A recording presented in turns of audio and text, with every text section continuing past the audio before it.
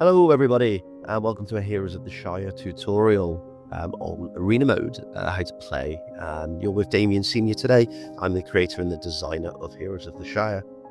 So let's just jump on into it. We're using the setup from our Arena Mode setup video.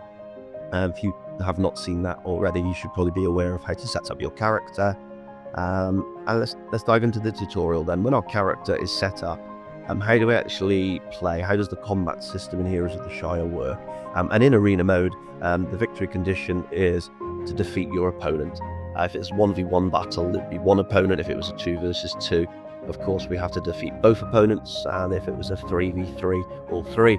And then you get the drift. If it's last man standing, 1v1v1v1v1, you've got to defeat all of your opponents. So those are the victory conditions, but most battlers are very similar to what you'd expect. So what we got here then is we got the 5 things that we're going to do on our turn. We've got a token upkeep, we've got a dice upkeep, a hero upkeep, a main phase, and an end phase. I've got those on a little quick reference card here. They are also on the back of the rulebook as well. You can see halfway down this section here called upkeep phases. We've got 1, 2, 3, 4, 5. We've got a 6 on there, where turn is passed to the next player, but it's not actually a phase or an upkeep. So first thing we would do then is we have a token upkeep. So let me just pop some tokens on here to give us a hypothetical example, because on the first turn, we've got no tokens, nothing would happen. We've got no dice, nothing would happen. So let me just pretend that we are on. Let's pretend we're on sort of turn 3 or turn 4. So the first thing we do here is we've got a token upkeep. It says all temporary tokens move 1 column to the left. When a token is removed from a character board this way, no effects happen that turn.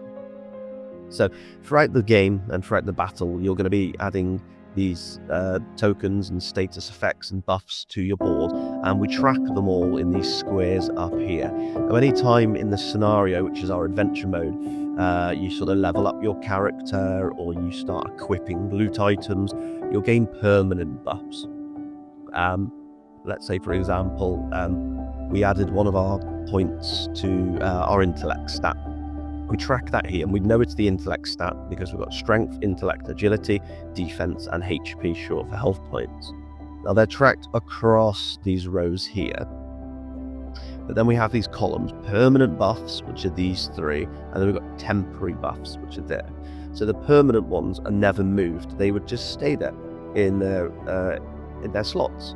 Now, in our token upkeep, as it's stated here, it says all, and the second word is important there, all temporary tokens are moved a column to the left, which these are all temporary tokens because they're in the temporary section. And can you see that we've got a little 3, 2, and 1 there? And this is how we track the duration. So if this was a video game and our character gained increased movement speed, it might say it was 30 seconds.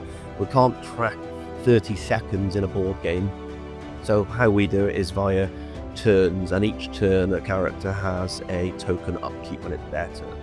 So if we were to have cast this spell here, Confusion Ray, we would place -2 defense and the confused status effect for 3 turns on our enemy.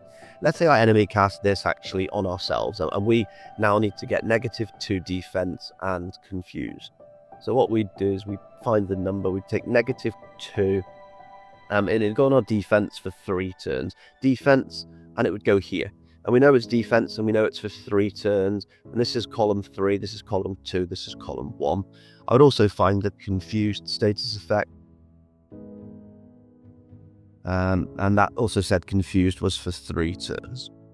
And that would go here in the conditions row.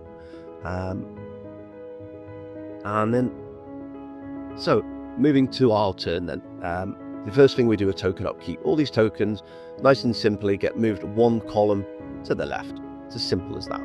Okay. One of the status effects we had underneath here, poison. Every time poison's moved, we would receive 1 damage. So our 44 would go down to 43, and that'd be our token upkeep over. Next upkeep we got over here is a dice upkeep. All cooldown dice get reduced by a value of 1. Now if our enemy was to have cast Confusion Ray, notice that there's a cooldown value of 6 in the bottom right corner of that spell. So our opponent had cast that previously. During their next turn, again, let's pretend we're on the Witch Doctor's turn here. During my dice upkeep, nice and simple, the 6 goes to a 5.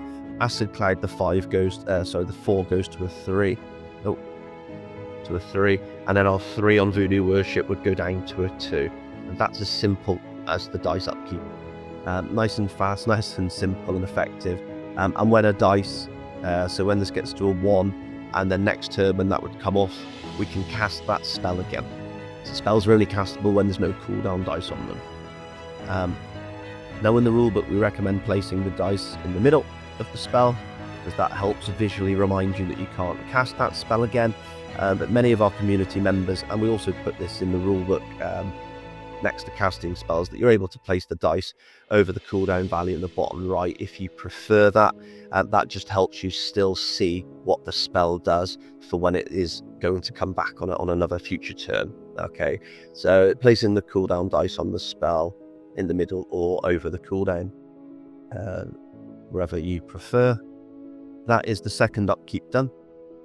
So we move into the third upkeep, which is our hero upkeep. And it tells us to check in with our hero's ability. Now, all heroes have a hero ability here. The Witch Doctor actually has 2. He's got Healing Wave.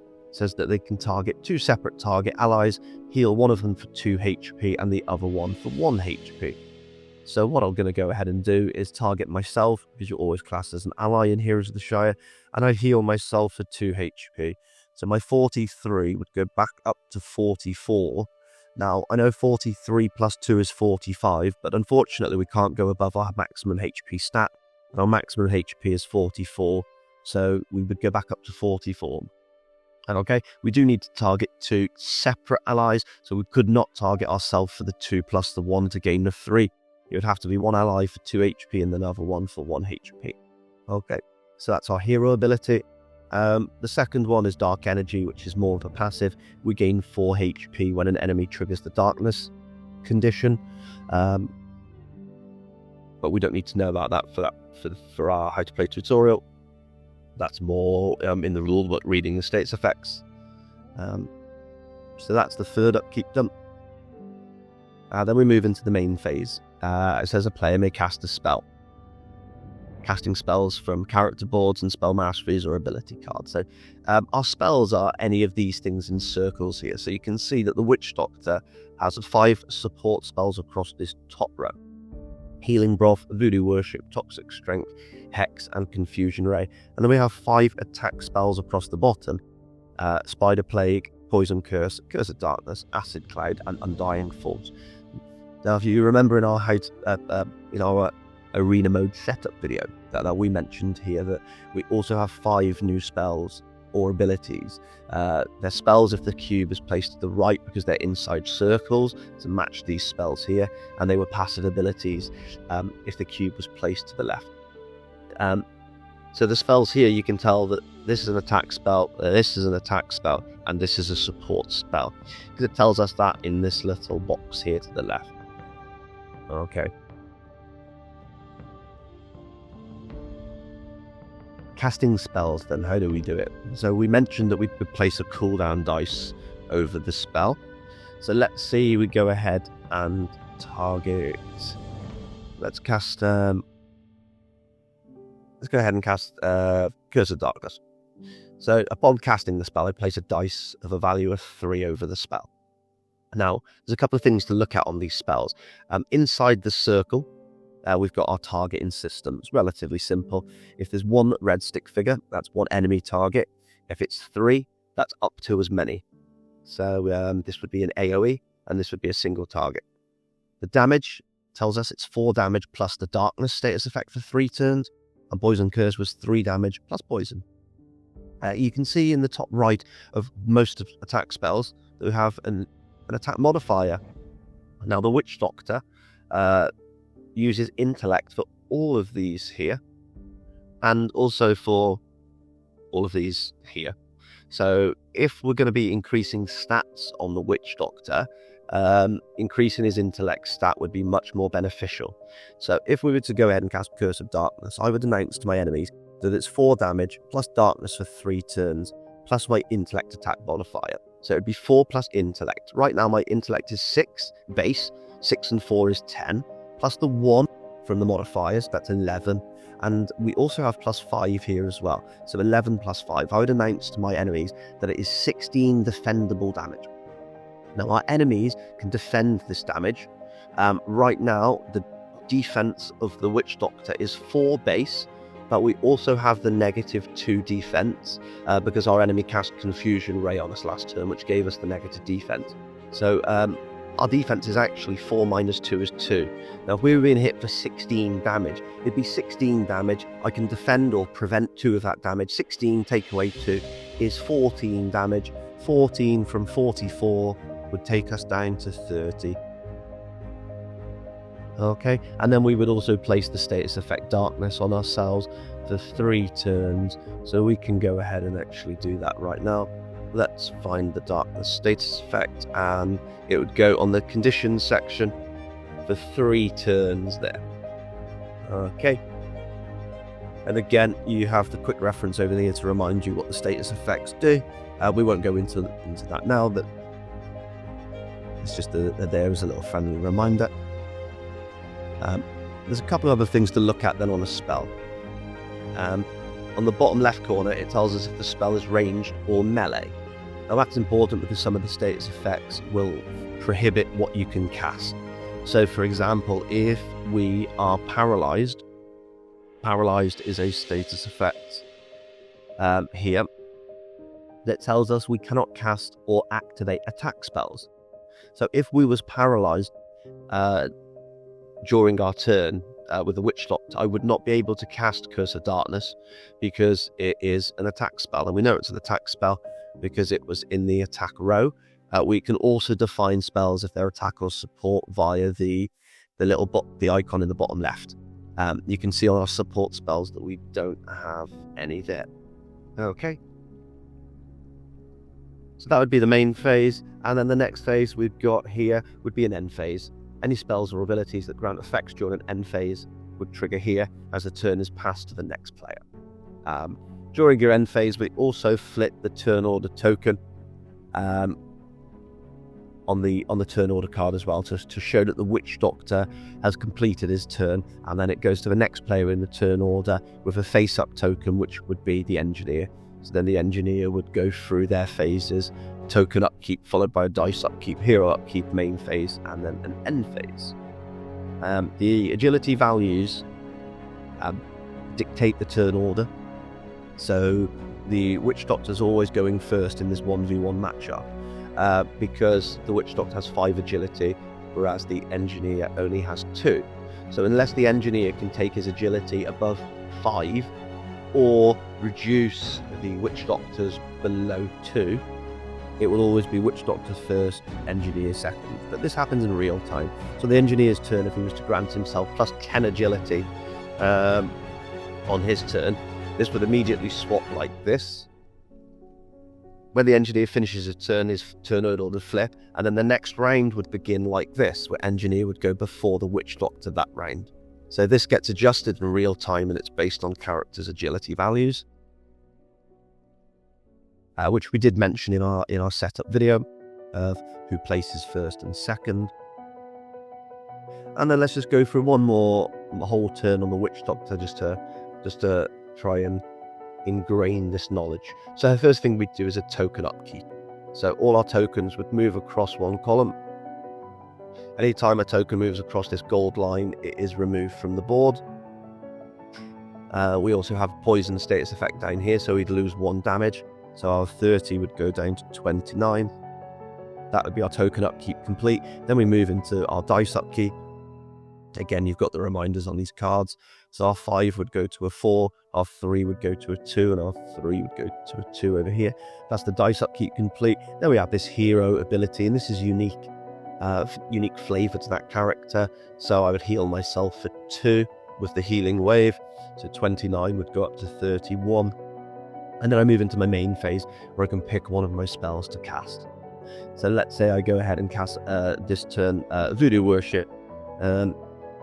We forgot to mention, sorry, the ally targeting system, but it's the same as the enemies.